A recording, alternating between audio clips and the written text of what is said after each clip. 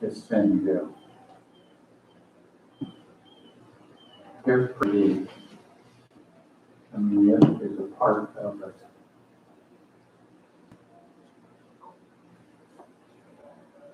If we could see God in his holiness and understand how far apart we are, it would shock us. We kind of think we're pretty good.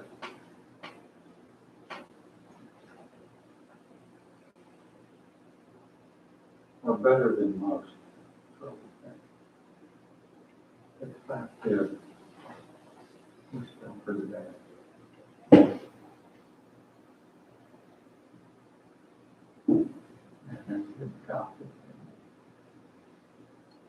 Let's talk about the real problem. And that's really what I want to do. I want to study Ezekiel chapter 8 today. But before we get there, I want to set the stage. Genesis 6, verse 5.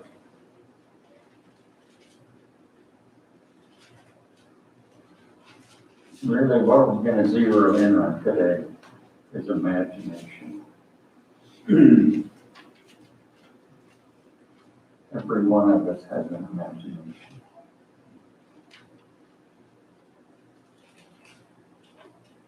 Where does it take us?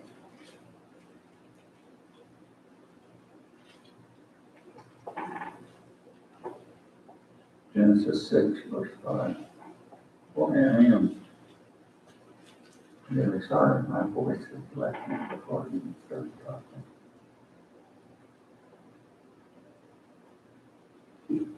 I'm going to the VA in a couple of weeks to see what's wrong with my voice. And God saw that the wickedness of man was great in the earth, and that every imagination of the thoughts of his heart was only evil continually. You think we're there yet? I say we're pretty close. We live in a world that that's all we think about. We have to be careful that that's not all we think about.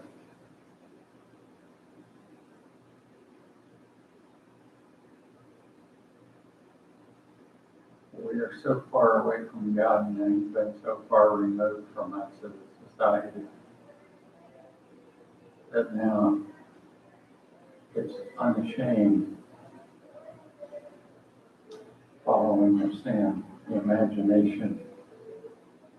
You look around in the world and see they just follow their imagination wherever it goes. Not good. 2 Corinthians 10.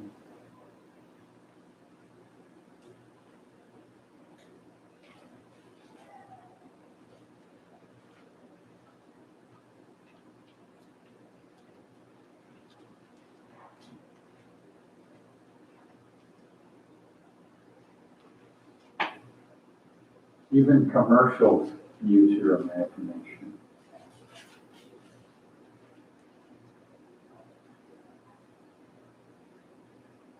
That's why they have girls in bikinis trying to sell you toothpaste. They're firing up your imagination. Maybe she comes with the toothpaste. For though we walk in the flesh, we do not war after the flesh. For the weapons of our warfare are not carnal, but mighty through God to the pulling down of strongholds, casting down imaginations and every high thing that exalteth itself against the knowledge of God, and bringing into captivity every thought to the obedience of Christ. Casting down imagination. And then it says right up that, and every high thing that exalteth itself above the knowledge of God. Did you know your imagination can test itself above?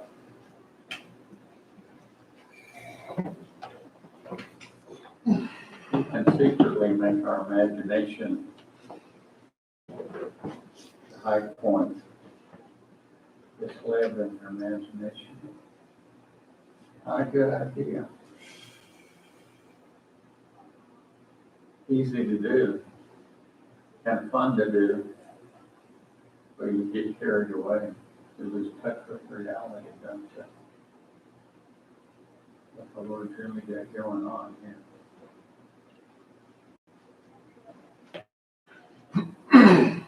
We have to make sure our imagination is not exalted above.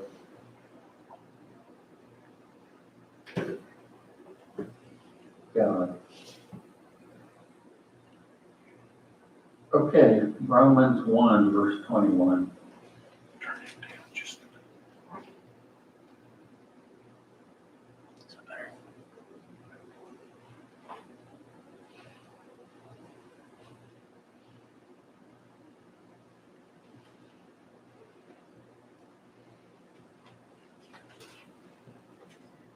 This one hits home today.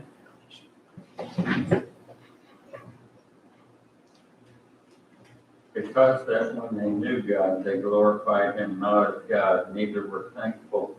Did that show you the world? That's it.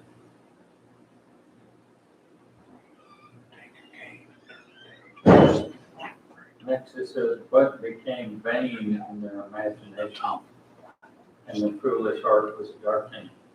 What is the main imagination? Let's pick science. What's the vain imagination of science?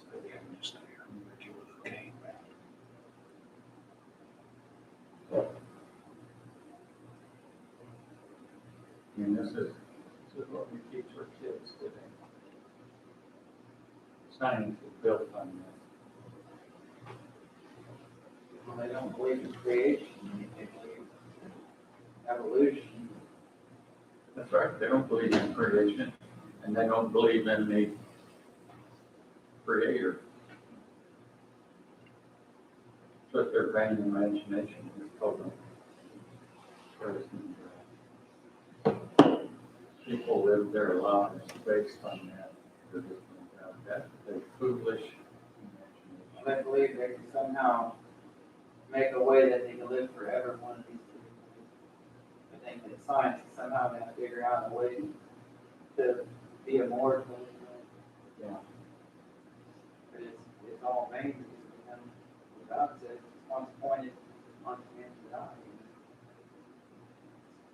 Yeah.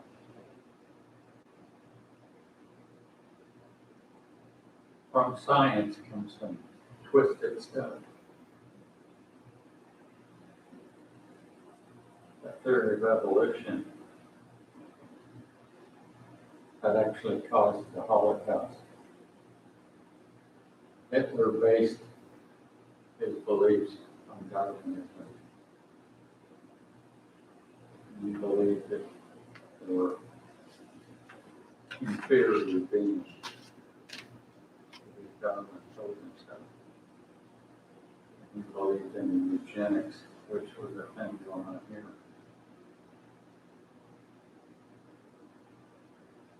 We used it against black people. The Nazis used it against Jewish people. All in the name of science. Science without God.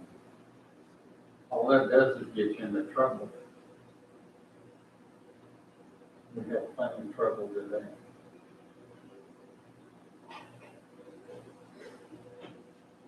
Okay. We talked about imagination.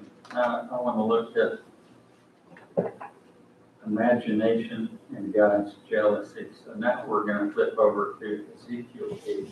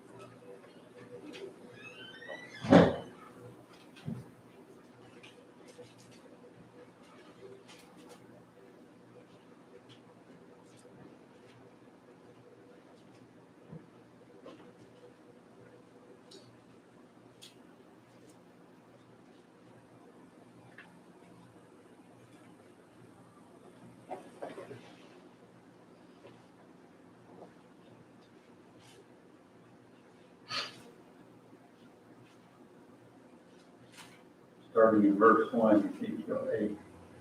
And it came to pass in the 6th year, in the 6th month, and the 5th day of the month, as I sat in my house, and the elders of Judah sat before me, that the hand of the Lord fell there upon me.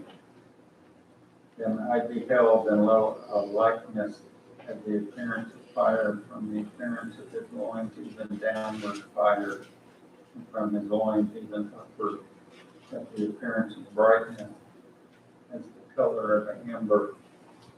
He put forth the form of a hand, and took me by a lock of my head. That sounds pleasant, doesn't it? I have a hard time getting a hold of the lock of my head. Just have to grab me by the ear.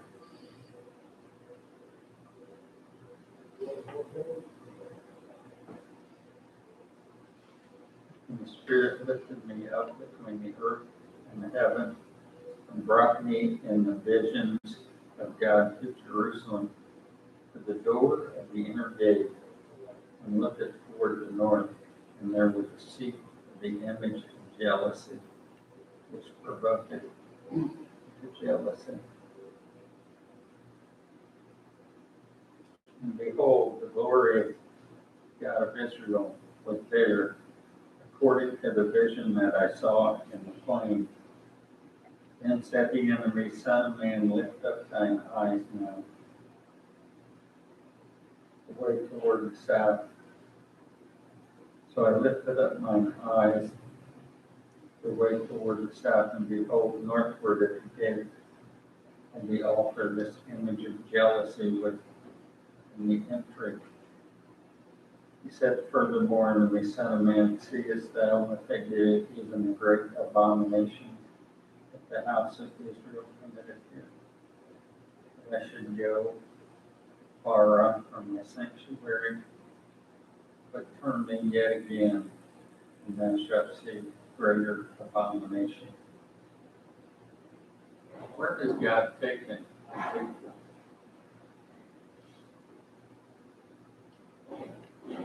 He wasn't home in his house. God came down and picked him up by his hair. Where did he take him?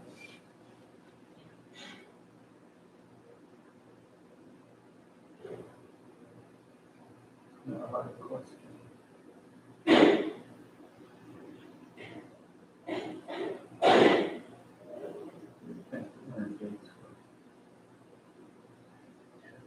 One word starts with P. Ends with E. Doesn't E, L, L, P. Very good. Temple. That's exactly where God picked him up by the hair, took him in the spirit, so that he could look at the temple of God. And there was an image of jealousy.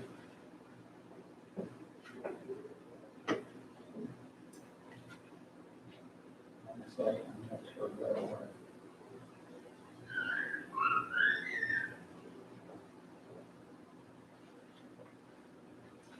So let's talk about jealousy. What does that have to do with imagination? Our imagination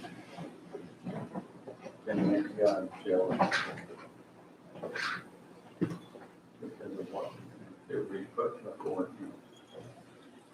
Because jealousy is, let's look at Zephaniah 1, verse 18.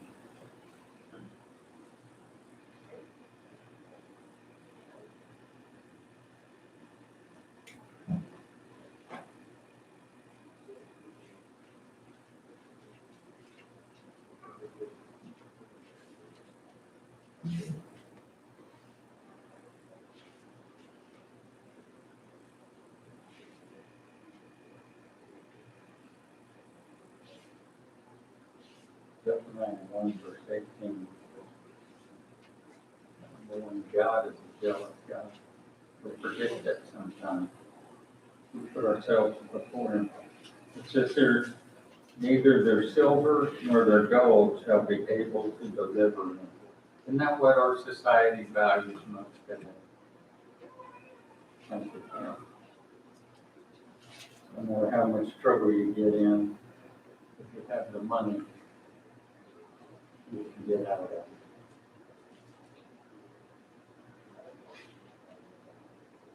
Matter of fact, you can get away with murder if you have enough money.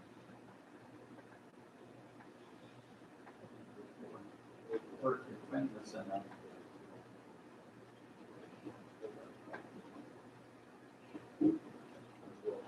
No guy cut his wife's head off.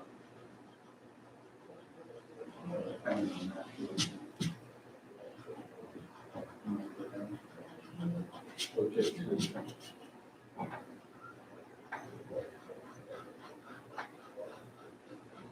didn't kill the waiter that brought her glasses back to her house. Lots of us got hurt.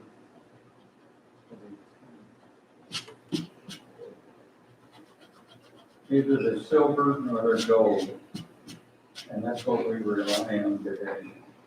So be able to deliver them in the Lord's rest. You came here,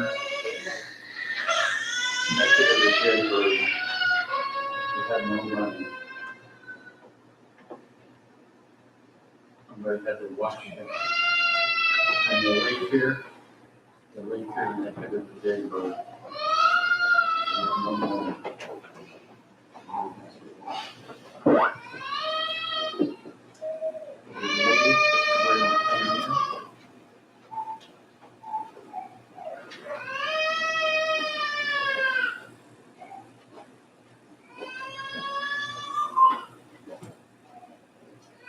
For your silver and your gold, nothing do you better give it.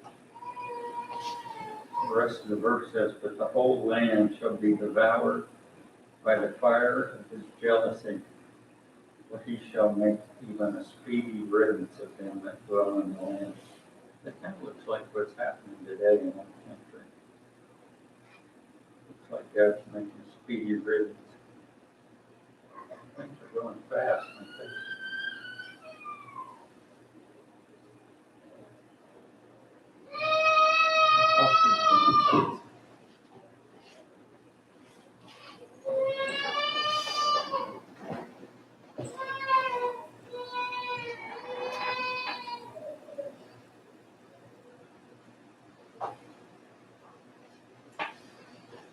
Look at Nahum chapter 1. I'll give you that on Nahum.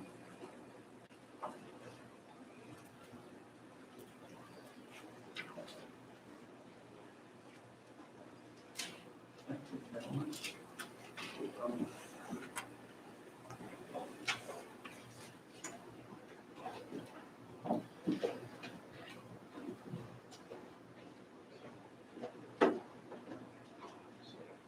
You forget about this. You think God's upset that we say you're upset? I think that makes him arrogant. We're an ungrateful bunch. I think an explosion. I realized by accident. For years and years, up until the 50s, science believed that the universe had no limits, no beginning, no ending, and that the earth had been here forever. And then they found out, in a kind of rock science, and it's a little bit that there was a beginning. Just like the Bible says, God spoke, and all this came into being. We just read this morning that the scientists, they used a Hubble telescope. There's 6 galaxies that supposedly the oldest, and they're not making any stars anymore. You know, they look through that telescope and then they can see, they say that's the beginning. So they're saying there's a beginning, like this. Yeah. Yeah, they don't have any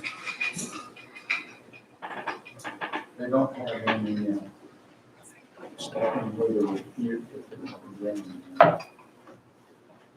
They've proven to themselves that they were wrong. What they forget when they talk to us, is that they were wrong. For so long. That they're supposed to be perfect. And we should always listen to science.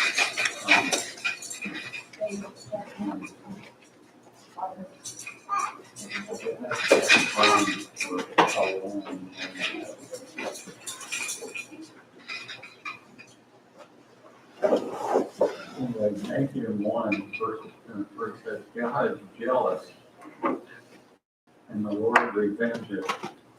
The Lord revenges and is furious. The Lord will take vengeance on his adversaries and reserve wrath for his enemies.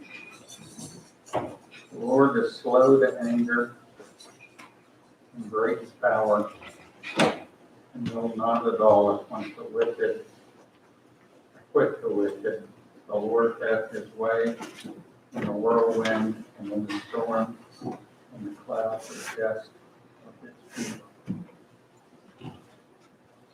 I think we have made God very, very jealous, and I think it's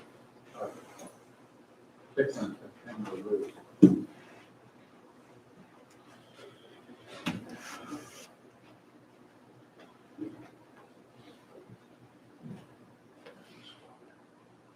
Not much way of getting around it.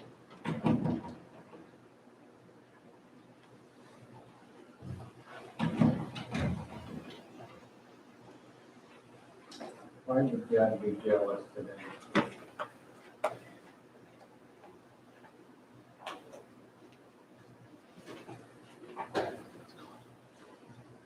You know, if you brought kids into the world, gave them everything in a perfect environment to live in. That's one thing I can't explain about this place. The environment perfectly tuned. 26 different measurements. That if they were just the tiniest bit off, life would not be possible here. Matter of fact, it's so fine-tuned that they came up with a way to keep God out of it. Now they say we're in a multiverse. Anybody know that? Multiverse. Parallel universe. Say that there's another reality that's running parallel. Yeah, and they say that there are so many universes out there now. Just by accident, this one happened. Just, there's such a huge number of them. Things had to be just right.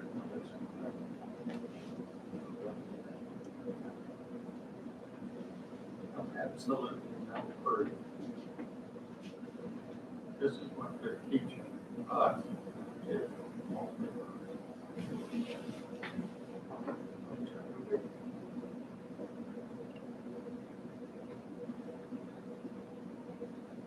So yes, God is jealous, slow to anger, had 50, 60 years in claiming he doesn't exist. Started out with God is dead. A magazine came out with a headline that said,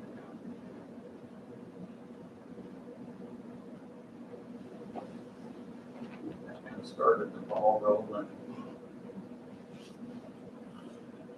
to the point we got to today when there isn't even a God.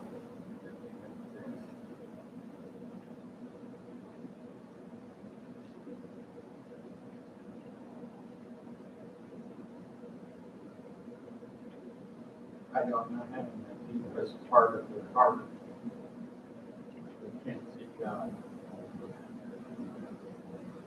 You know, they have to know. They have a conscience. And that's sincere. The possibility. And they lay their head down on the pillow at night.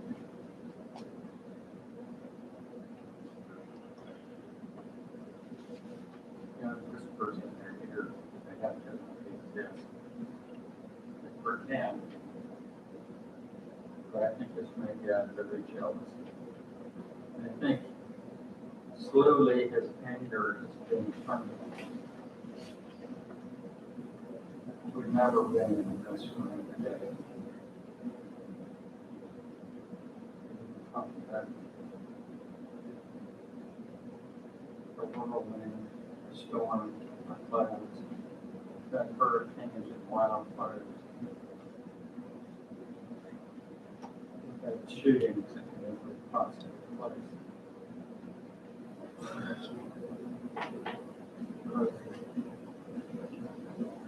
Look at Zephaniah 3, verse 7.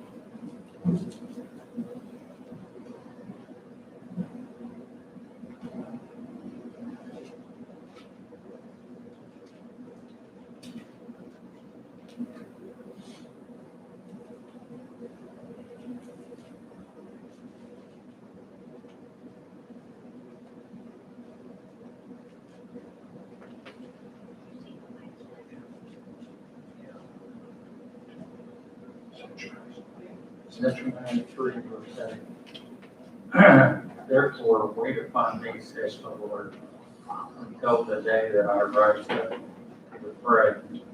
For my determination is to gather the nations, that I may assemble the kingdoms to pour upon them my indignation, even all my fierce anger.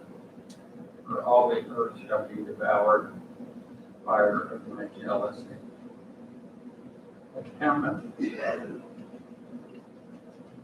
God is gathering the nations together today.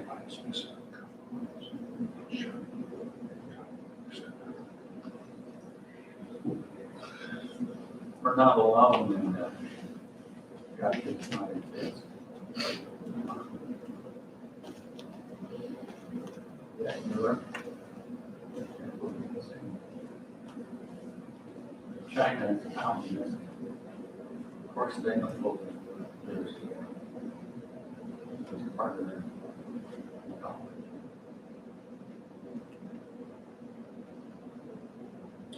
The Lord's getting upset. I don't think it's very long. What it shows up here.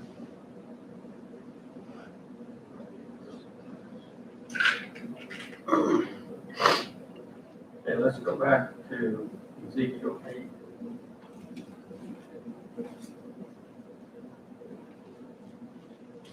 Let's take a look at Israel.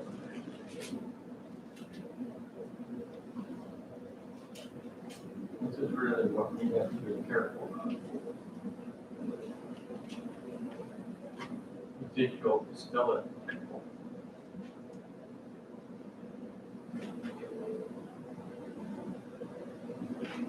Imagine he's here at our church. And then verse 7. And he brought me to the door of the court and looked. Behold, a hole in the wall. And said unto me, Son of man, take him out on the wall. When I had taken in the wall, behold, the door. He said unto me, Go in, and behold the wicked abominations they do here. So I went in and saw, and behold, every form of creeping thing, and abominable beasts, and all the idols of the house of Israel were portrayed upon them all round about. And there stood before them 70 men of the ancients of the house of Israel. In the midst of them stood Azaniah, the son of Shaphan, every man with his censer in his hand, and a thick cloud of incense went up.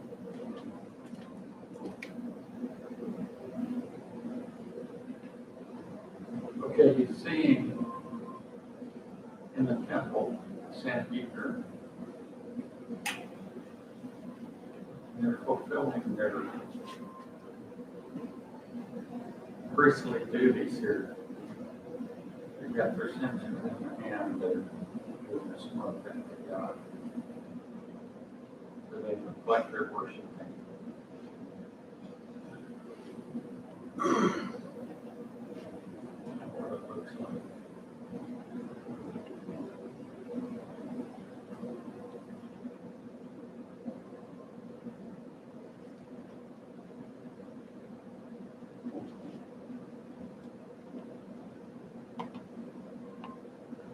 verse 12, it said, then said he unto me, Son of man, hast thou seen what the ancients of Israel do in the dark, every man in the chambers of his imagery? For they say, the Lord saith us not, the Lord hath forsaken the earth. No, not what we believe today.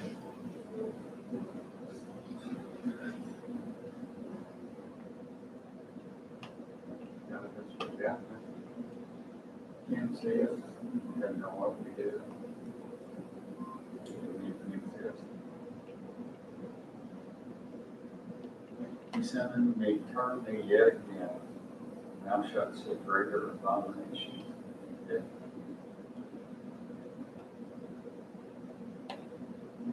First of all, I'm going to stop and go back. What did he see in verse 10? What kind of things was he seeing?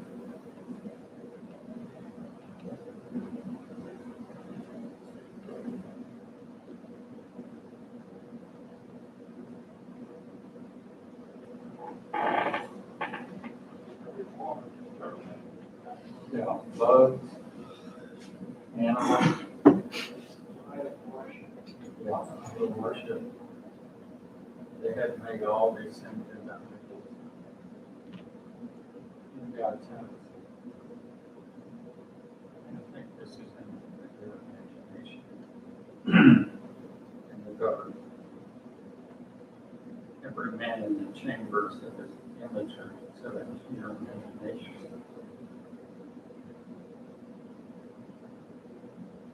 Verse 14, then he brought me to the door of the gate of the Lord's house, which was toward the north. And behold, there sat women weeping for Hamas. Hey,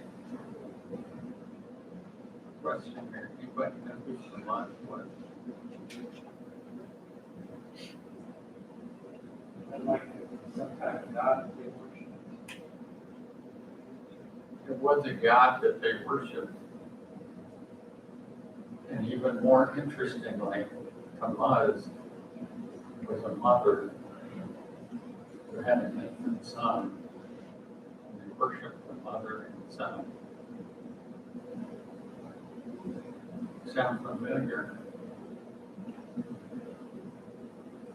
They thought Hamas had died or his son had died, and they're weeping. So they're weeping for the mother and infant child.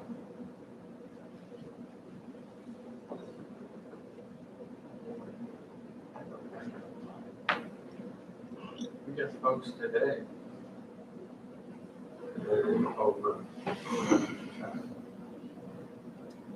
pray the mother give the child attention. Have statues of the mother all around. Just plain idolatry.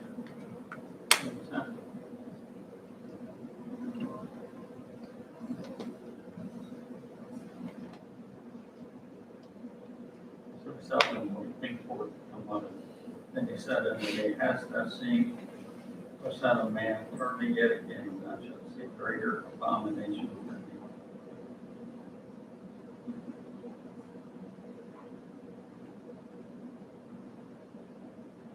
And he brought me into the inner court of the Lord's house, and behold, at the door of the temple of the Lord, between the porch and the altar, were about 25 to 20 men.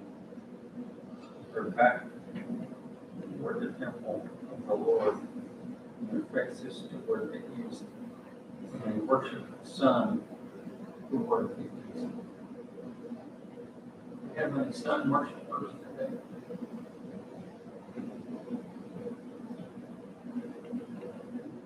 In our society, people worship the sun. There's a lot of they hire tanning beds so they can have the sun. It's not good for you.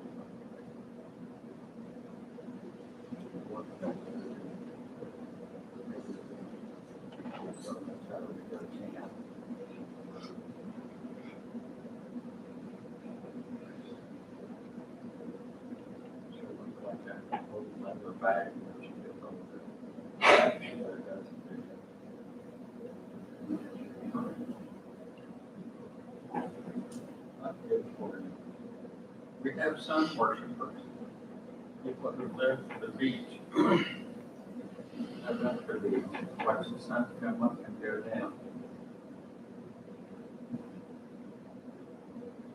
And it's not up, they get drunk, wait for it to come back down.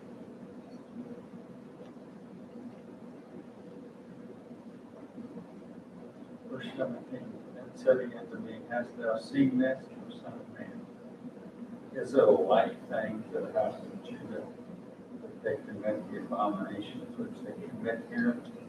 Would they have filled the land with violence? At least we don't live in a violent society.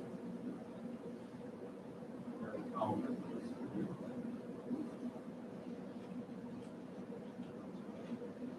A violent world.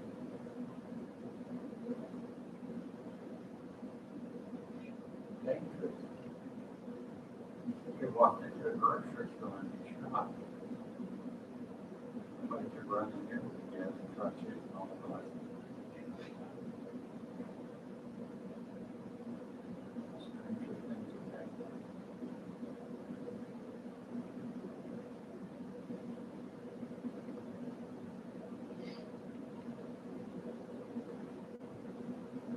Verse 18, therefore will I deal in fury, mine eye shall not spare, neither will I have pity.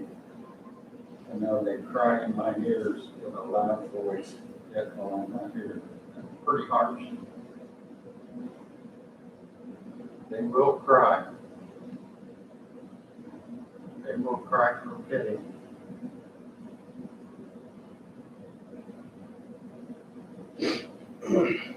Someday, one of the atheists will be crying to God for pity. They might not like it. They may go with upset. What we believe today, I wrote down on this.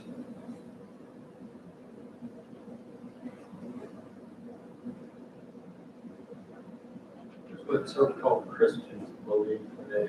Word of faith, they've heard of word of faith. Preached all over on TV all the time. And encouragement for word of faith. Give them your money. Yeah, we'll give for you whatever you want. People believe that.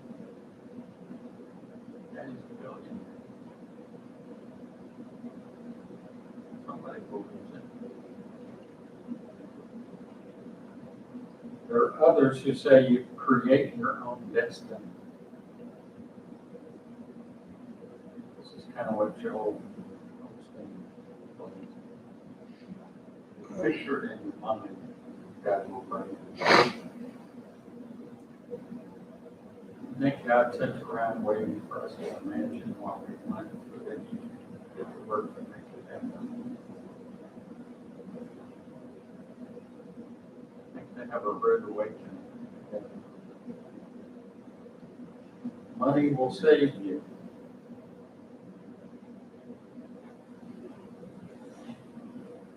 Money got nothing to do with it. God is the richest being in the universe. He did not need your checking.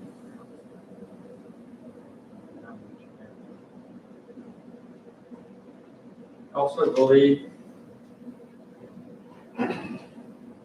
that we are small gods with a small G. We are actually, since we're made in the image of God, we are actually gods.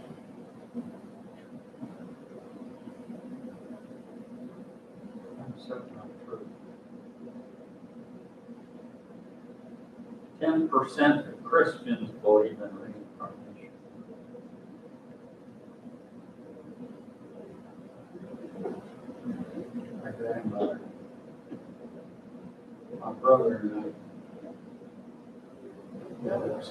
will actually give that church.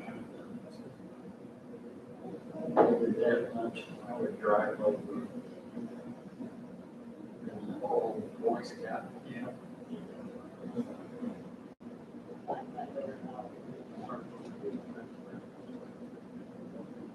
Way down there.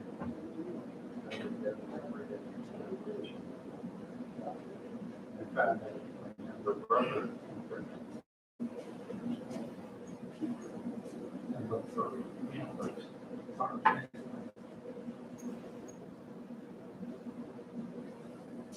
My grandmother, who would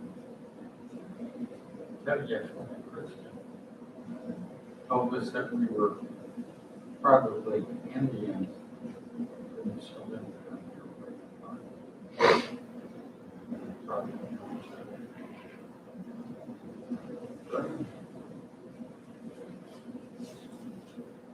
doing that.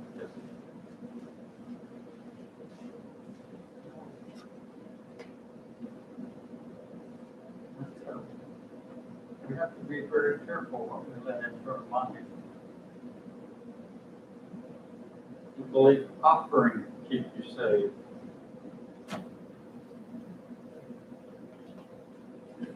There are folks out there today who believe there are 300 apostles alive. There's some dangerous stuff. It's called the New Apostolic Movement. You've heard of Hillsong Church? Remember Bethel? In California.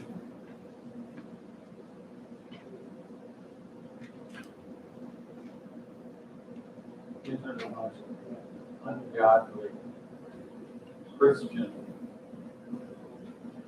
Bethel teaches a thing called grave certainty,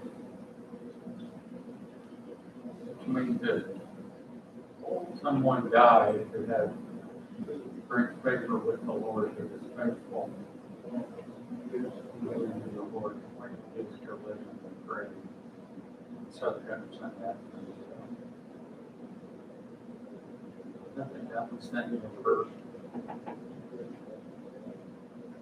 Most time God will thank you for birth. That's not witchcraft.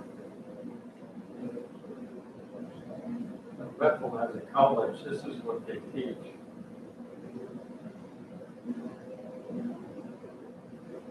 Pretty sad. Sin is concealed. That's what we learned from Ezekiel. Man has a way of concealing his sin. We are overcome. Next week, Brother Dave will bring our lesson for us. Greatly appreciated. It's like, you know, witness, they still believe.